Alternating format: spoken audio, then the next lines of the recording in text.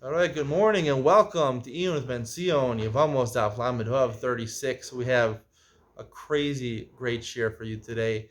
Um, we're going to talk about this concept, which the Gemara starts talking about, Lamed Ham and Beis. It's a machlokas between Rish Lakish and Rabbi Yochanan. What's a machlokas? The machlokas is as follows. I'm going to read the Gemara.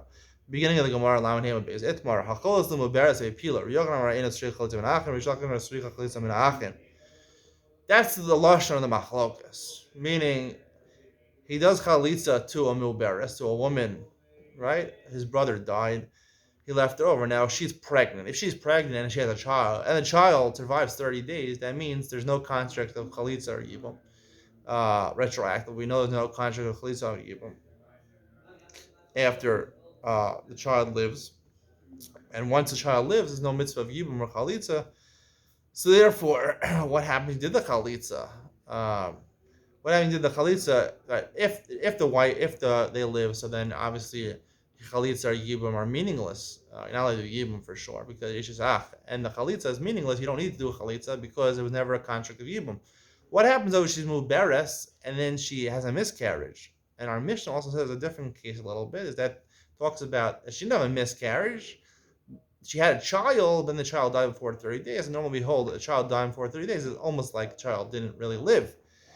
So that's the machlok between Yochanan and Rish Lakish. And the Gemara explains the lashon of the Gemara whether chalitza and bias muberish shma chalitza shma lo shma chalitza lo shma bia. Rabbi Yochanan says she doesn't need chalitza min achem. Rish Lakish says shri chalitza min achem. She needs chalitza min achem. Now, even though he did chalitza. At the time he did it, she was muberes. So if she's muberes, she's gonna have a child, right? It would be ineffective. But she miscarried, so his chalitza should be effective, lemafreya. And that's what the Gemara says. What's the hezbollah and Rabbi Yochanan? Rabbi Yochanan gives a reason. He says to Gali Milsel Mafreya. If Eli would come and tell me that, that she's going to be miscarried, so it would be a good chalitza. And he says also, the pasuk says, a pasuk of Bein Ein Lo, he doesn't have a son. Technically, doesn't have a son. Rish Lakish argues both in Svara and both from the pasuk. He says in Svara, he says, don't say Milsel Mafreya, which is hard to understand in Rish Lakish. You don't say Megali Milsel Mafreya. At the end of the day, it was a construct of Yom Chalitza, so retroactively it should be a Chalitza. Also, he says, Obein Ein Lo, Ayin Alav. You should investigate the matter. I mean, it sounds like you should investigate the matter, you should find out what happens afterwards. Right? Find out what happens afterwards. Afterwards, we find out that it wasn't. It was a contract of the chalitza and yibum because the child died. She miscarried, so therefore the chalitza was necessary, and he did a chalitza. So Rish Lakish shita doesn't make so much sense. And Tosfos brings also Saricha chalitza min ha'achen. Tosfos is medayik. Lav dafka min ha'achen. So on Lam and Ham and Beis in the middle Tosfos. Lav dafka min ha'achen. Who didn't do paka zikas ha'cholitz. It's a strange lashon that she needs chalitza min ha'achem from the other brother. Sounds like from the other brother. What about him? His chalitza is muberes, ain't a chalitza according to Rish Lakish. It's ineffective. He would have to do chalitza also. Inam, min ha'achem shel meiskam. Or another way of resolving this also says min ha'achem doesn't include the chalitza. Of course, it includes the chalitza. It's just talking about as opposed to the brother that died. All his brothers, right? Achin, including the chalitza. The person who did chalitza. His chalitza was ineffective according to Rish Lakish. Another chalitza. I'd like to suggest in Rish Lakish, I don't know if there's a Rishon that says not like Tosfos, but Tosfos already makes the diuk, and he's bothered by this. Because Huadin, his first answer, he says he knows it's a little problematic. Chalitza ben Achin really does sound like all the other brothers. One who did Chalitza, he doesn't have to do Chalitza again. So I'd like to suggest, explain this more meduyuk, to explain this concept of Yibum. Again, we have two kinyanim over here. We have the Zika, which is the kinyan Yibum, Yivam Yavo, Hayal al Isha, and the kinyan Nisuin. Right? And practically another difference, we haven't mentioned this yet, but one of the halachas is that when you do Yibum to your brother's wife, so you take over his estate, you sort of a mali mokom, your brother, you take over his estate. Obviously, taking over someone's estate, inheriting money is a din in Nisuin. We know that Arison does not give you a Yerusha of your wife, but Nisuin would give a Yerusha of your wife. So Nisuin is when you take over the estate. So I'd like to suggest over here that even though Rish Lakish says chalitzas milberes lav shmei chalitza, there's two things that chalitza does. Chalitza, first of all, breaks your own zika. It breaks your own kinyan yibum, and a full-fledged chalitza would also dismantle the entire bias. Asher lo yivne would dismantle the bias and would ruin it for your other brothers also, and for the sorrow also. That's important also for the co-wife. It would ruin, it would destruct the entire Kinyan Nisuin over here. I'd be willing to say Rish Lakish actually admits that regarding the Cholis himself, it is Paka the Zika. It does remove the Kinyan Yibum, but it doesn't remove the Kinyan Yisu. It's ineffective. And that's what he learned down from the Pasuk, Ayin Alav. Investigate the matter, and see that now he did Chalitza, and then she finds that she's Muberes. So therefore, it tells you that his Chalitza, even though it was effective, that's where we're investigating. Even though it was effective for his Kinyan Yibum, but it didn't destroy the house, and therefore still the other brothers could do a Yibum or Chalitza. It hasn't destroyed the house. They could yarshin the brother, and they could do a Kinyan Yisuin. Yevamo Yavo was destroyed, but Vahil Isha wasn't destroyed. And that's the chiddush I want to say in Reish Lakish.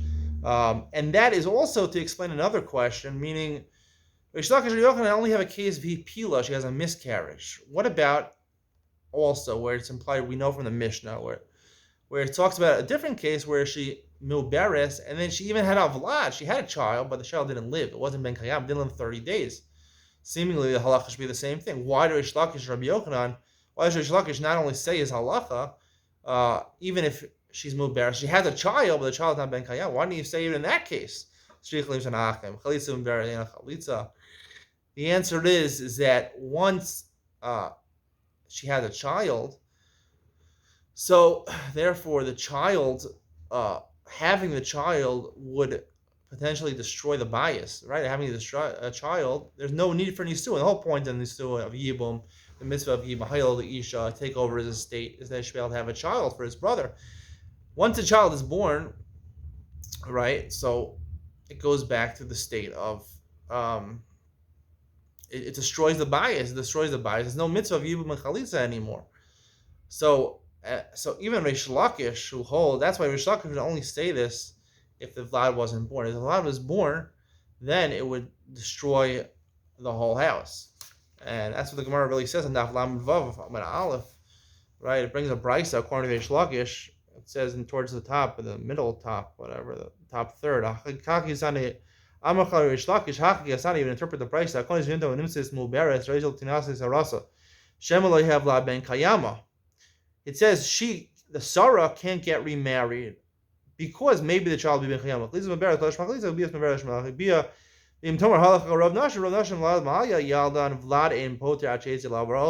Even Zmo, the Reish Lakish reads the brisa, the Vlad in poter acheitz lavar, but once it comes out lavar olam, it would destroy the whole construct of Yibum Mechalitza.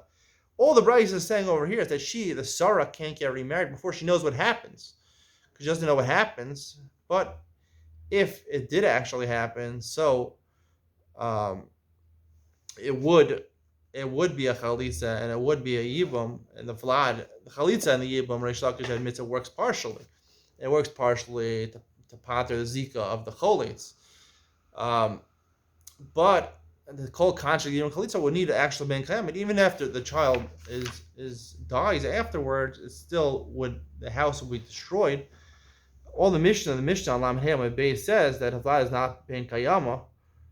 Who also b'krova say yasur b'krova paslam in a kahuna, right?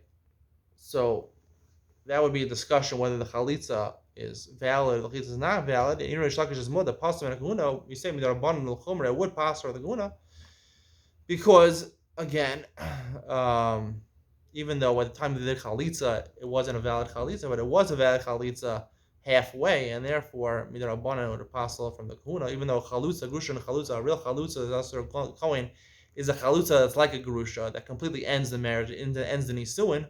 But since she's halfway a chalutza, so therefore it apostle the chumra midarabbanan makes sense. Apostle chumra midarabbanan, it's a chumra because the chalitza works halfway according to Reish Lakish. We pass Reish Lakish. It's important to know this in Reish Lakish.